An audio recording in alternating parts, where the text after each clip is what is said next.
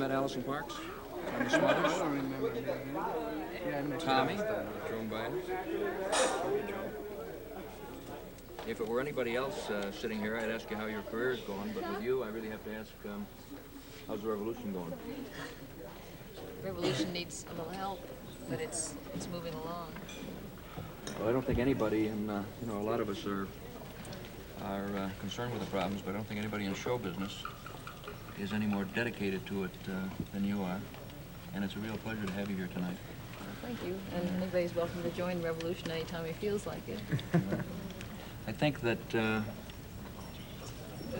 I assume that we're kind of looking to the young people to hopefully change some of the problems of today. And I wonder what kind of response you feel you're getting and whether you feel optimistic about it.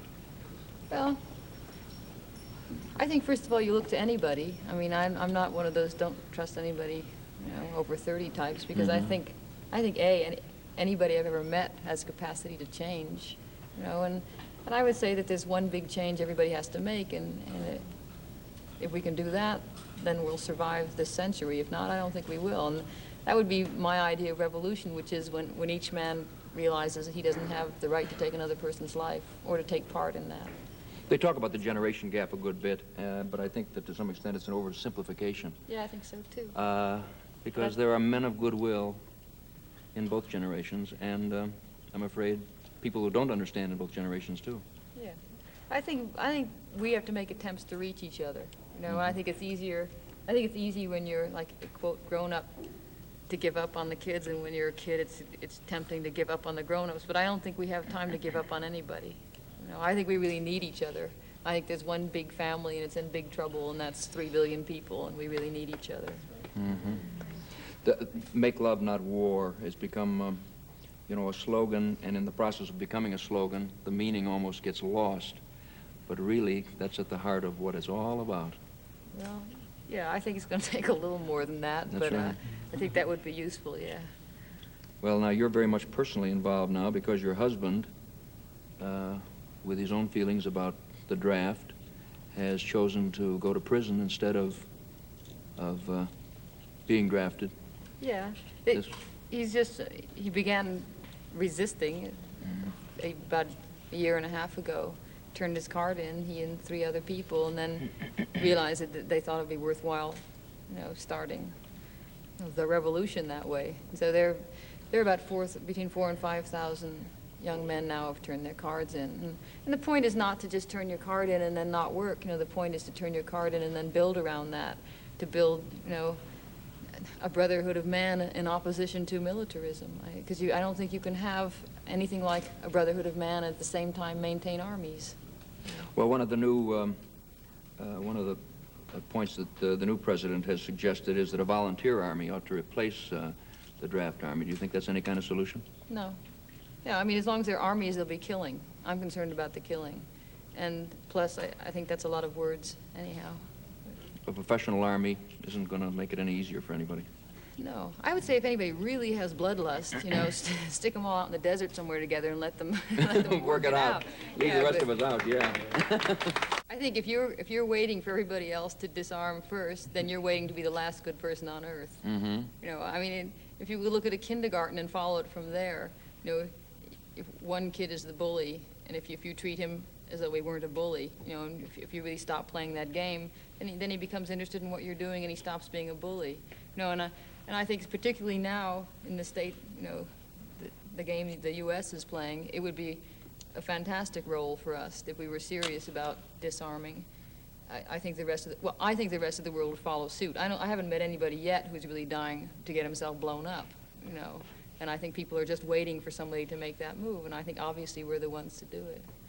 Well, when you talk to people, not only inside this country but around the world, I think you begin to appreciate how really similar we are and how really at the level of the individual man, there is very little hatred, a lot of misunderstanding, but very little hatred, and not much animosity. And it really is, if we don't find solutions, I think we're just going to kind of fall into what may be the last final war by accident. Yeah, well, no, it won't be accident. I think it'll be our fear and our passivity.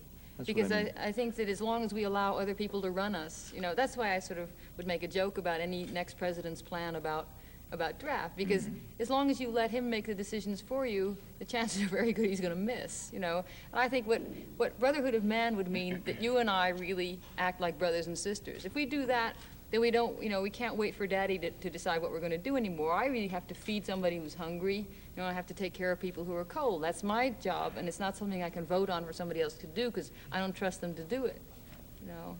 It's also become too important. In the past, the leaders could make a mistake, and we could survive it. We've reached the point now where single mistake is all important. Right. You said the brotherhood of man that everybody really, when you get down to, doesn't really hate anybody else. Well, I think... Because I don't like Italians. Well, that's the exception, of course, Tommy. We understand that. Tommy, that's okay, but I bet you haven't killed any. Like 3. But that was this week, right? No, it was just like hit and run. Well, there are evil men all over the world, you know, on that kind of level, and not including the guy on my right. And there are also men of goodwill. I think that it's just unfortunate that sometimes the evil men wind up in positions of power, and most good people, well... I don't think that's even it. I think that's too easy. You know, I think it's our stupidity that allows us to go on letting people run things for us. Well, that's what I was really going to say, which is that I think that most people of goodwill tend to be less involved by their nature in other people's business and kind of concerned with their own thing. And then in the process, those who make a thing out of minding other people's business get us into trouble. So it really, we've reached the point where men of goodwill who might otherwise simply be doing whatever their own thing is have got to be concerned with the bigger problems. Right. I think you're right. There's a traditional do-gooder, you know, kind of sits in his corner and wishes well. And what I would call myself and the people in the resistance would be nonviolent soldiers, because we really have to fight. I mean, you have to be aggressive as, can you swear on this thing? You have to be very aggressive, you know, to get anything done. Like Gandhi was a really aggressive guy. Oh, goodness. I wouldn't want to hurt you.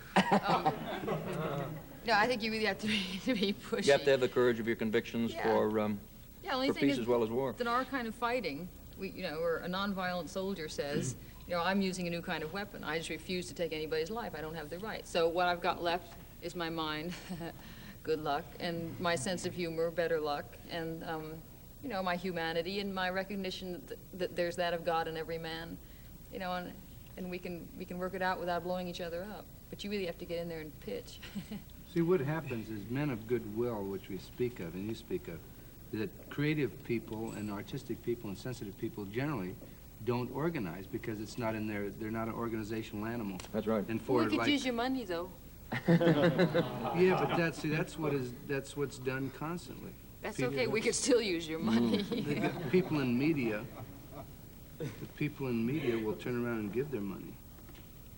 And Well, we're waiting. you're waiting for your particular... Observation would be like, what's the basic principle? Is the basic principle of what you're talking about the brotherhood of man? Mm-hmm. And if the brotherhood of man, is the brotherhood of man really this good to accomplish something like this? Now, is this what you're saying? Because... Well, it depends on what you mean by brotherhood of man. If you use it as a No, phrase... it depends on what you mean, because I don't understand what you mean. No, if we use that as a phrase, the way it's been done for the last 5,000 years, as something that's put off, and behind the altar somewhere, then obviously it's worthless. But what I mean by brotherhood of man is that you're my brother, and so is that Biafran baby who's starving. Why am I your brother? Well, okay, my reason for why I don't think anybody wants to get killed, I don't think anybody wants to be uncomfortable, is that when I was 8 years old, I discovered I didn't like to go to bed hungry, and I like to be loved by my mother, and I like to be hugged, and I just took it for granted everybody else felt the same way. And I'm 27 now, and I've never met anybody who give me reason to believe otherwise. Yeah. So, We're all really looking, and I think that's where it's at. We're all really looking for essentially the same things. Love. And I that's think right. the principle is really the important thing. You've got to have No, I don't principle think- to build on. I don't think the principle is the important thing. I think the important thing is what you do.